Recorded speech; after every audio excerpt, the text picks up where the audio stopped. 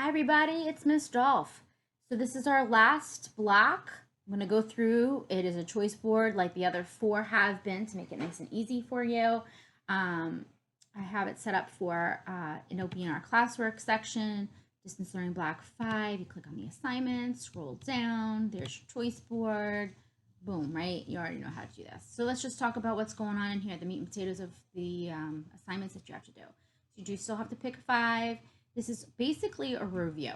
There's some 6th grade stuff in here as a review. There's some new stuff in here.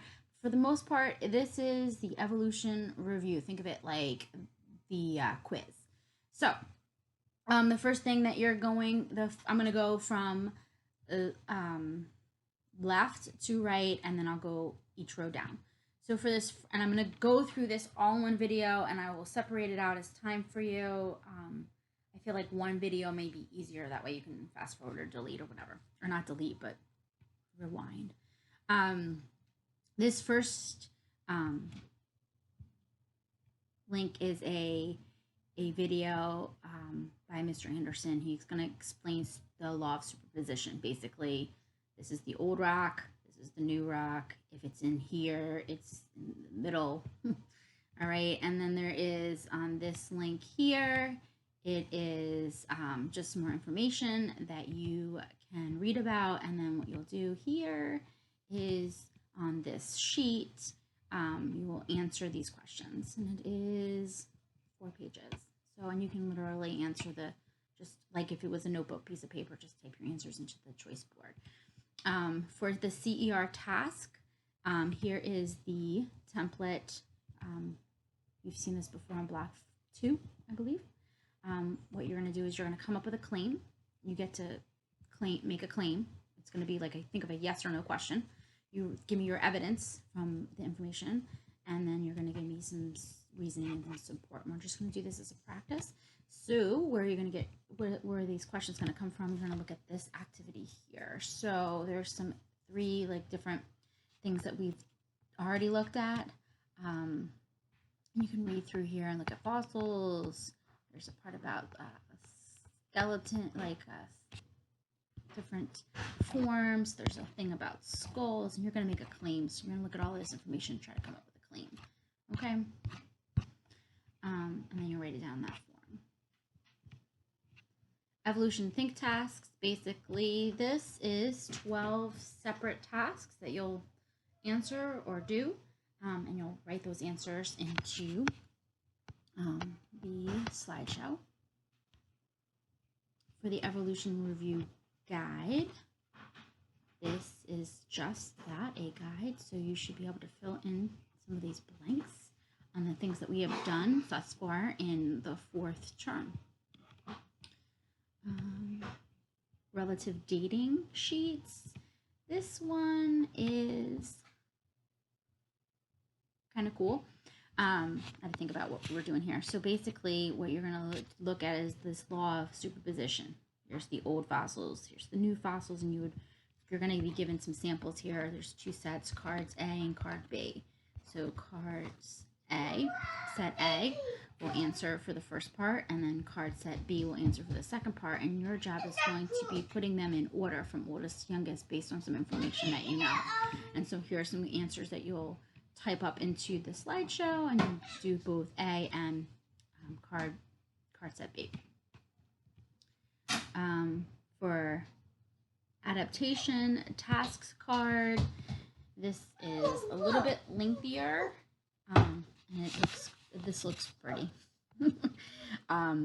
So you'll do these tasks, and I want to say that there's like 32 different things that it's going to ask you to do. Okay, so this is a little bit lengthier, but you answer these right into the slide. That is why it's on this 3rd column. These are harder. Kahoot review. I don't need to tell you about Kahoot. Play Kahoot, write your answers down on the slide or the paper and take a picture of it. It is linked here. I'm not going to press it because you know it's going to start the music, and then I'm going to press it anyway. Here you go. Play this Kahoot game. Okay. You'll have to run it yourself, and then you can, I think when I did it, I had to play it, and then I did the answers on my phone. So that's up to you. but then you'll write the answers down on paper. It seems to be a little lengthy, but you can write the right answers. So there's that.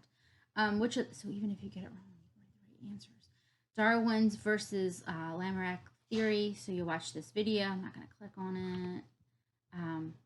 And then you will answer this. You will fill out the sheet, and the sheet's 3 pages. Elephants. This is kind of cool how they changed. Giraffes and the theory about them, and you're going to look at the 2 different ideas between these two ecologists, Lamarck and Darwin. Building Pangea is a gizmo. You open up the gizmo.